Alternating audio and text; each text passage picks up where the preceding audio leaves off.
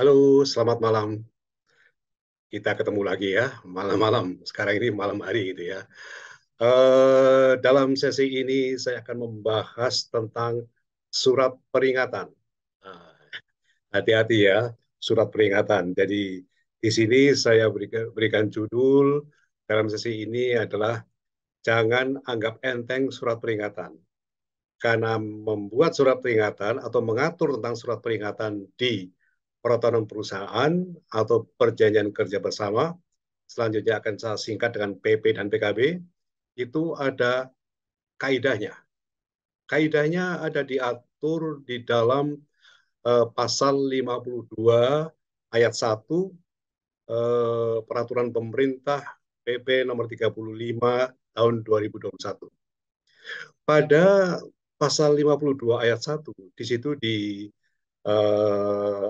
diatur bahwa perusahaan itu dapat melakukan PHK, ya, perusahaan dapat melakukan PHK kepada pekerja, tapi dengan syarat bahwa setelah diberikan surat peringatan dulu. Jadi sudah dibina dulu, gitu kan.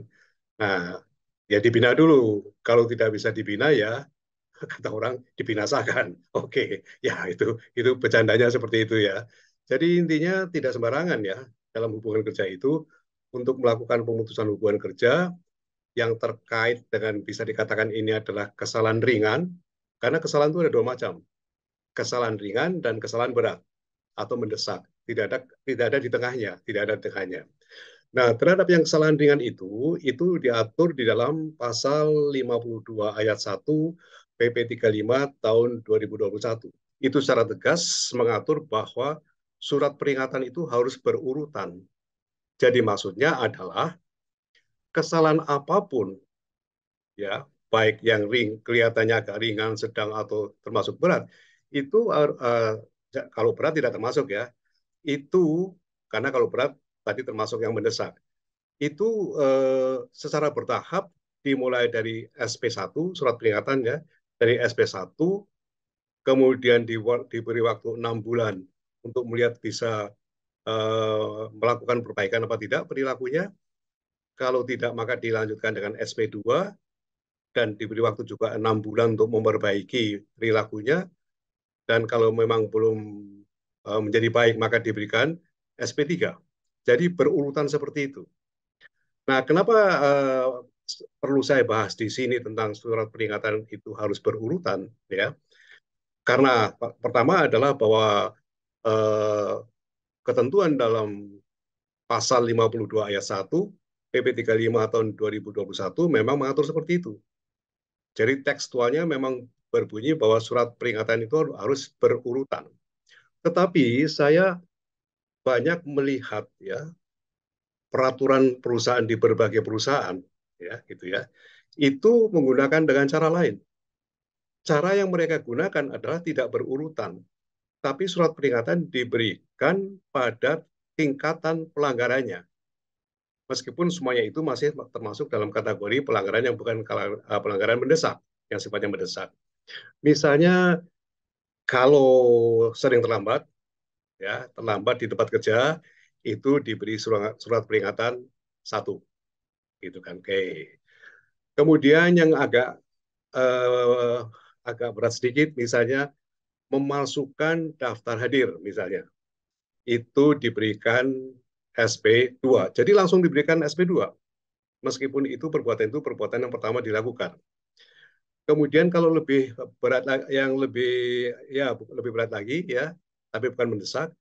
Misalnya seorang pekerja itu merangkap bekerja di perusahaan lain dan dia tidak mendapatkan izin terlebih dahulu dari pejabat yang berwenang. Pejabat yang berwenang itu bisa macam-macam, tergantung perusahaannya, sistemnya ya. Ya mungkin barangkali untuk mendapatkan izin dari pejabat yang levelnya adalah satu level di bawah direksi misalnya. Berarti itu vice president atau head begitu ya, gitu. Nah, itu langsung diberikan surat SP3. Nah, model yang seperti ini tidak bersesuaian dengan ketentuan kaidah bagaimana memberikan surat peringatan eh, sebagaimana diatur dalam peraturan perusahaan, gitu kan. Nah, karena tadi saya katakan beberapa kali bahwa pemberian surat peringatan itu ada kaidahnya, ada ketentuannya sebagaimana diatur di pasal 52 ayat 1 PP 35 tahun 2021. Jadi kesalahan apapun harus mulai dari SP1. Nah, di situ. Nanti ini jangan dianggap enteng ini ya. Jangan dianggap enteng karena bisa bisa berdampak pada sesuatu yang serius gitu ya. Nah, itu bisa dikatakan bahwa yang tadi saya katakan itu adalah termasuk pelanggaran ringan. Karena narasi di dalam eh, pasal 52 ayat 1 itu pada PP 35 tahun 2021 dikatakan di sana bahwa perusahaan dapat melakukan pemutusan hubungan kerja, ya, baik itu diatur dalam perjanjian kerja ataupun diatur dalam peraturan perusahaan atau diatur dalam perjanjian kerja bersama setelah melalui proses diberikan surat peringatan itu. Dan surat peringatan itu harus berurutan. Nah, hal ini akan menjadi lebih jelas dan tegas. Silahkan melihat pada penjelasan pasal 52 ayat 1. Ya. Jadi kalau membaca undang-undang ya atau peraturan perundang-undangan apapun itu lihat ada penjelasannya apa tidak. Nah, peraturan pemerintah ini ada penjelasannya. Ya, jadi jangan hanya melihat pasalnya saja di depan, pasal 52 ayat 1, ayat 2, ayat 3, tapi lihat juga penjelasannya di belakang yang lebih detail. Nah, sekarang bagaimana bunyi penjelasan pasal 52 ayat 1? Di sana ditegaskan memang ya, ditegaskan bahwa harus berurutan. Nah, ada satu hal yang menarik di dalam penjelasan itu, yaitu bahwa dimungkinkan perusahaan itu membuat surat peringatan yang pertama dan terakhir. Jadi kalau dilihat secara keseluruhan, ada surat peringatan ke-1, kemudian surat peringatan kedua, dan surat peringatan ketiga, itu berlaku untuk semua jenis pelanggaran. Selain itu, ya, di dalam penjelasan pasal 52 ayat 1 itu, di bagian belakang gitu ya, penjelasan, itu di sana disebutkan bahwa perusahaan dapat juga membuat surat peringatan pertama dan terakhir. Tentunya ini model-model suatu pelanggaran yang lumayan berat, meskipun tidak termasuk mendesak. Kenapa tidak termasuk mendesak? Karena format pada pasal 52 itu ada ayat 1 dan ayat 2. Kalau yang ayat 1 untuk mengatur pelanggaran-pelanggaran ringan tadi, karena masih ringan, maka masih diberikan surat peringatan. Peringatan maksudnya untuk pembinaan tadi ya. Jadi kalau dibina tidak bisa ya, itu tadi dibinasakan itu, bercandanya begitu ya. Nah, tetapi kalau yang pelanggaran mendesak tidak ada surat peringatan. Karena diatur dalam pasal 52 ayat 2, pelanggaran mendesak perusahaan dapat. Nah, ini kata dapat ini. Kata dapat dalam hukum itu penting sekali ya. Dapat langsung di PHK. Jadi tidak otomatis langsung di PHK, tapi dapat. Jadi meskipun terjadi pelanggaran yang mendesak, perusahaan dapat juga tidak mem-PHK. Itu kan, dapat juga tidak mem-PHK. Jadi kalau peraturan perusahaan dan perjanjian kerja bersamanya misalnya mengatur meskipun pelanggaran berat diberikan surat peringatan, nggak salah juga, tidak salah juga, gitu ya. Baik. Nah, di sini yang ingin saya sampaikan adalah ya bahwa eh, peraturan perusahaan yang memuat surat peringatan dengan versi 2. Versi 2 itu artinya surat peringatan diberikan tergantung pada kesalahannya ya. Jadi tidak berurutan. Ini bisa bermasalah.